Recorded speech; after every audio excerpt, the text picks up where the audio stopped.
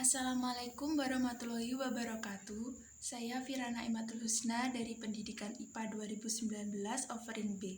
Di sini saya dari kelompok 9 yang akan mempresentasikan tentang sistem integumen. Nah, apa sih sistem integumen itu? Sistem integumen adalah bagian dari tubuh yang letaknya langsung berhubungan dengan lingkungan luar. Nah, di sini saya akan menjelaskan pada bagian aksesoris di sistem integumen. Sistem integumen ada pada manusia dan hewan. Pada manusia, sistem integumen dibagi atau meliputi yang pertama adalah rambut, kemudian kuku, dan kelenjar. Yang pertama yang akan saya bahas adalah rambut. Rambut merupakan spesialisasi bagian epidermal yang bentuknya khas. Nah, rambut ini berbeda dengan bulu ya. Letaknya itu tersebar hampir di seluruh permukaan tubuh.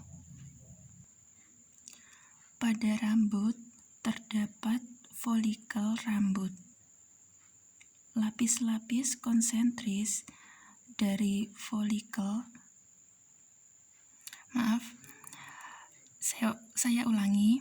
Lapis-lapis konsentris dari folikel adalah sarung akar rambut dalam yang memiliki 3 komponen. Yang pertama adalah lapis Henle, selaput gepeng yang melekat erat pada sel-sel paling dalam dari sarung akar rambut luar. Yang kedua ada lapis Huckley, terdiri atas 2 atau 3 baris sel-sel gepeng. Yang ketiga ada kutikula sarung akar rambut dalam, terdiri atas sel-sel pipih mirip sisik yang tersusun seperti genteng dengan tepi bebasnya mengarah ke bawah. Medula rambut terletak paling tengah. Biasanya terlihat lebih terang daripada bagian lain. Sel-selnya berbentuk poliglobal, tersusun jarang satu sama lain. Di dalam sitoplasmanya dapat terlihat sedikit pigmen melanin. Kemudian ada korteks rambut. Korteks rambut merupakan bagian terbesar rambut. Mengandung beberapa lapisan konsentris yang terdiri dari sel panjang. Terdapat melanin yang biasanya itu terjepit di antara sel, sehingga mewarnai rambut. Kemudian kutikula rambut. Sel-sel penyusunnya itu berbentuk sangat pipih, saling berselip, dan berhimpitan dengan sel-sel kutikula sarung akar rambut dalam, sehingga sulit dibedakan satu sama lain. Kemudian proses pertumbuhan rambut. Ada 3 fase. Yang pertama adalah fase anagen. Merupakan fase pertumbuhan rambut aktif di mana sel-sel matriks melalui mitosis itu membelah sel-sel baru, mendorong sel-sel yang lebih tua ke atas. Jadi lama fase anagen ini kurang lebih 2-6 tahun. Kemudian fase katagen merupakan masa peralihan yang terjadi setelah akhir fase anagen. Lama masa transisi ini adalah sekitar 1-2 minggu dan akan terbentuk rambut gada. Yang ketiga adalah fase telogen, di mana fase ini adalah masa istirahat dimulai dengan memendeknya sel epitel dan tumbuh tunas kecil yang membentuk rambut baru yang tumbuh di bawah rambut gada. Rambut baru ini kemudian didorong keluar. Fase telogen berlangsung kira-kira kurang lebih 100 hari atau sekitar 5-12 minggu. Yang kedua adalah kuku. Struktur pada kuku ini bentuknya melebar dan memipih. Kuku terdiri dari bagian akar dan bagian badan.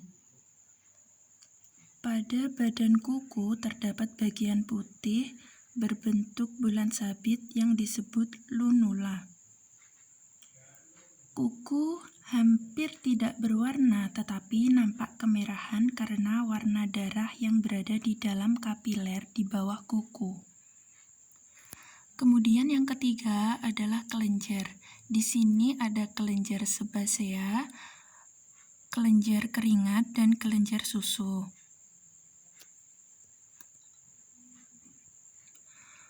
Kelenjar sebasea mengeluarkan zat berminyak yang disebut sebum yang dapat melemahkan atau membunuh bakteri di permukaan kulit. Nah, khusus pada kulit wajah, kelenjar sebasea ini mungkin gagal untuk mengeluarkan sebum ya. Nah, karena gagal mengeluarkan sebum ini sehingga membentuk komedo atau bisa juga jerawat. Kemudian pada hewan ada tanduk, sisik, dan bulu. Yang pertama adalah tanduk. Struktur tanduk merupakan tonjolan yang berbentuk mencuat keluar dari bagian kepala yang dibentuk dari bahan tulang atau zat tanduk. Di sini kita dapat mengenal 5 macam tanduk. Yang pertama yaitu tanduk kosong.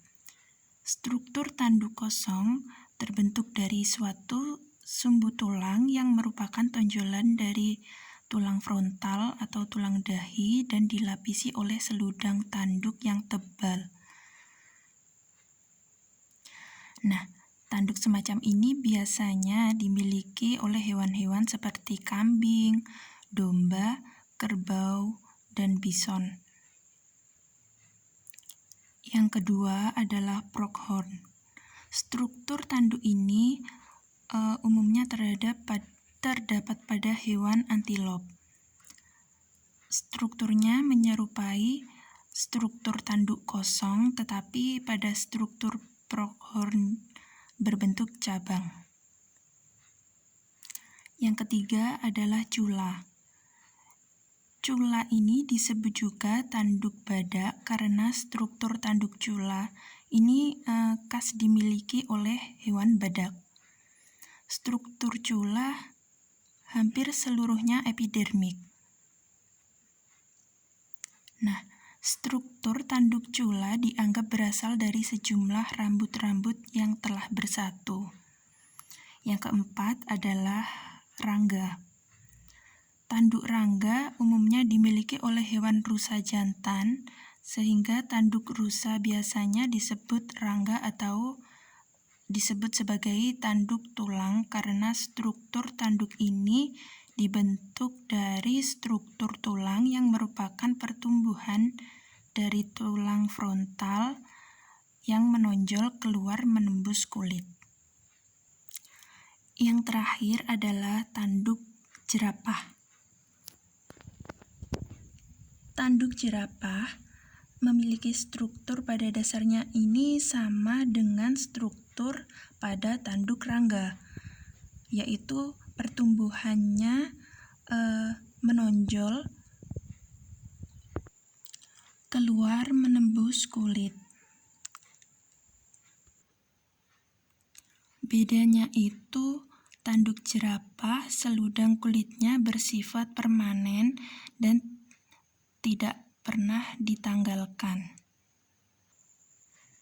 Kemudian ada sisik tanduk. Sisik tanduk ini disebut juga dengan sisik epidermal. biasanya merupakan penebalan-penebalan yang khusus dari stratum corneum yang letaknya pada bagian permukaan dari posisi osteoderm.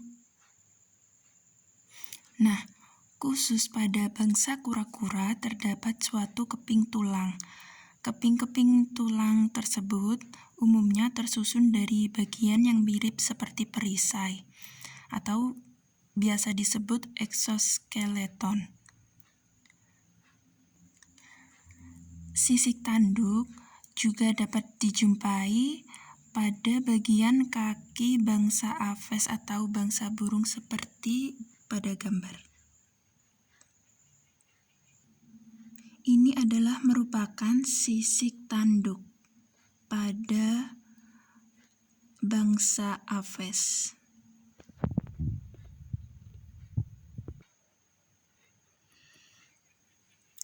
Dan yang terakhir adalah bulu. Berdasarkan strukturnya, dapat diketahui 3 macam bentuk bulu, yaitu plumae, plumulae, dan filoplumae. Yang pertama adalah bagian dari plumae. Nah, plumae atau yang biasa disebut sebagai bulu kasar merupakan bulu-bulu penutup tubuh yang kasar atau juga bisa disebut tectricus.